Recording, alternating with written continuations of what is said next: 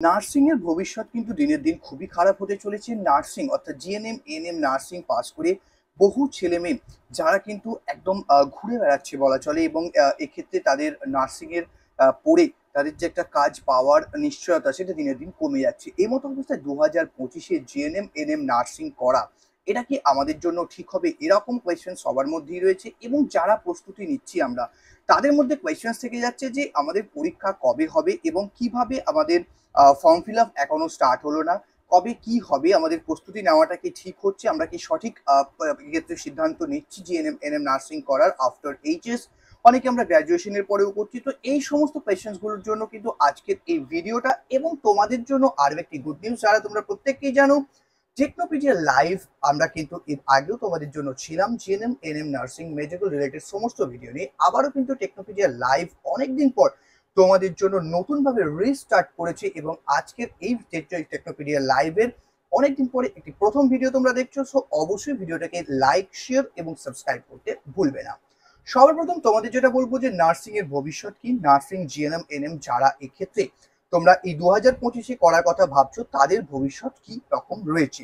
তো সবার প্রথম তোমাদেরকে বলে নি, দেখো ওয়েস্ট বেঙ্গল জয়েন্ট এন্ট্রান্স বোর্ডের যে অফিসিয়াল ওয়েবসাইট, সেই অফিসিয়াল ওয়েবসাইট যদি আমরা ভিজিট করি, এক্ষেত্রে তোমরা সেই অফিসিয়াল ওয়েবসাইট ভিজিট করলে আমি তোমাদেরকে দেখিয়ে দিচ্ছি যে অফিসিয়াল ওয়েবসাইটে যে ইনফরমেশনস এই মুহূর্তে তোমরা অনেকেই দেখেছো বা দেখতে পাচ্ছ, তাদের প্রত্যেকের জন্য বলবো যে 2025-এ জিএনএম এনএম যে এক্সাম সেটা তো হচ্ছে আমরা প্রত্যেককেই জানি, এবং টেন্টেটিভ এক্সাম ডেট যেটা দেওয়া হয়েছে সেটি হচ্ছে 29শে জুন, সানডে একটাই এক্সাম, এক্ষেত্রে টেন্টেটিভ ডেট আমাদের 2025-এ দেওয়া রয়েছে।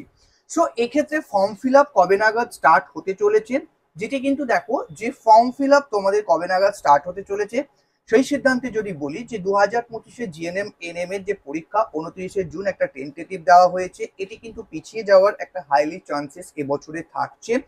এবং তোমাদের যে ফর্ম ফিল আপ মোটামুটি ভাবে এখন আমরা যদি বলি যে এই মে মাসের এই উইক বা তার পরের উইকের মধ্যেই কিন্তু ফর্ম ফিল আপ স্টার্ট হয়ে যেতে হবে, যদি জুন মাসের 29 তারিখে আমাদের এই যে পরীক্ষা যেটি হয়, এবং এই পরীক্ষাটি যদি পিছিয়ে যায় এবছর কিন্তু যেটার একটা সম্ভাবনা থাকছে পিছিয়ে যাওয়ার, এবং যদি পিছিয়েও যায় তাতে কিন্তু তোমাদের যে নার্সিং কারিকুলাম সেটিতে খুব একটা ইম্প্যাক্টেড হবে না, কারণ অক্টোবর থেকে সিজন স্টার্ট হতে পারে, কোনো অসুবিধা এক্ষেত্রে থাকছে না।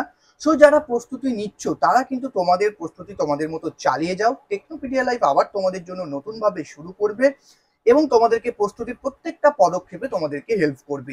সব থেকে বড় যে কোয়েশ্চেনটা হচ্ছে যে 2025-এ তোমাদের এই নার্সিং করা এটি কি তোমার জন্য একটা সঠিক সিদ্ধান্ত, নাকি এক্ষেত্রে এই নার্সিংটা করে তোমার জব পাওয়ার ক্ষেত্রে সমস্যা হতে পারে।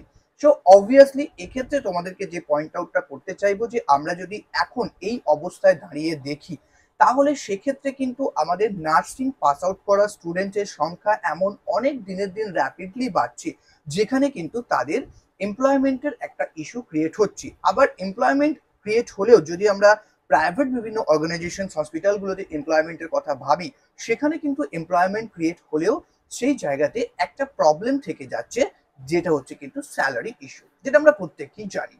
আউট অফ স্টেট নার্সিং যারা করছো তাদের জন্য তো অনেকটা বেশি ইম্প্যাক্টেড হয়েছে। তো এই যে ইম্প্যাক্ট গুলো কিন্তু আমাদেরকে নিয়ে চলতে হবে, কারণ আমরা যদি দেখি এর মধ্যেখানে নিজেদের জায়গাটাকে সিকিউর করতে হবে, এবং তার জন্য কিন্তু ডেডিকেশন অবশ্যই প্রয়োজন। ডেডিকেশন দিয়ে তোমাদেরকে একদম যাকে বলে লেগে থাকতে হবে।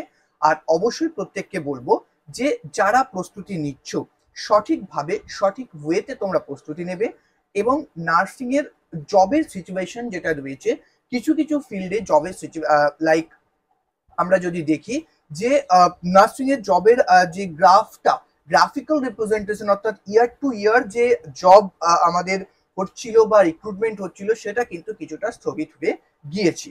এটা কিন্তু একটা অবভিয়াস ফ্যাক্টর, এবং এর জন্য বিশেষ কিছু ফ্যাক্টর কাজ করছে, সেগুলোকে নিয়ে আমরা ডিটেলে তোমরা যদি আলোচনা চাও যে নার্সিং এর এক্ষেত্রে আমাদের পজিটিভ নেগেটিভ দিক কি কি রয়েছে, জিএনএম নার্সিং এনএম নার্সিং বা বিএসসি নার্সিং। কারণ দেখো জিএনএম এবং বিএসসি দুটোকে আমরা সেম আমব্রেলার তলায় ভাবতে পারি, বিকজ এক্ষেত্রে আমাদের স্টেটে রিক্রুটমেন্টের যে ব্যাপারটা রয়েছে সেটা কিন্তু সিমিলার ওয়েতে থাকে। এছাড়া আর কি কি স্কোপ অপরচুনিটি রয়েছে সেগুলো নিয়েও কিন্তু তোমরা যদি আলোচনা চাও, ডিটেলে আমাদের এই টেকনোপিডিয়া লাইভের ভিডিওতে কমেন্ট করো, তোমাদেরকে ডিটেলে আমি জানাবো। আর তার সঙ্গে সঙ্গে বলে রাখি তোমাদের 2025-এর প্রস্তুতি পর্ব যেটি কিন্তু টেকনোপিডিয়া লাইভও তোমাদের সঙ্গে শুরু করে দিয়েছে। সো অবশ্যই তোমরা যদি আমাদের সাথে প্রিপারেশন ক্লাস আমাদের তোমরা চাও যে টেকনোপিডিয়া লাইভ তোমাদের জন্য প্রিপারেশন স্ট্র্যাটেজি প্রিপারেশন ক্লাস নিয়ে আসুক, ডেফিনেটলি এক্ষেত্রে তোমরা কমেন্ট করে জানাও। আর আমাদের এই ভিডিওতে অনেক অনেক বেশি তোমরা শেয়ার করো, যাতে করে আমরা এতদিন বাদ আবার এই যে রিস্টার্ট করেছি শুধুমাত্র তোমাদের জন্য। সো ডেফিনেটলি আমরা তোমাদের পাশে থাকবো, আছি এবং ছিলাম। এবং এক্ষেত্রে দেখো তোমাদের 2025-এর এক্সাম ফর্ম ফিল আপ নিয়ে সমস্ত ভিডিও ডিটেল তোমাদের সঙ্গে শেয়ার করা হবে। অবশ্যই এই ভিডিওটাকে অনেক অনেক বেশি শেয়ার করো যারা জিএনএম এনএম 2025-এ তোমরা নার্সিং করার কথা ভাবছো। 29শে জুন তোমাদের এক্সাম ডেট কিন্তু ঘোষণা করে দিয়েছে West Bengal joint entrance board.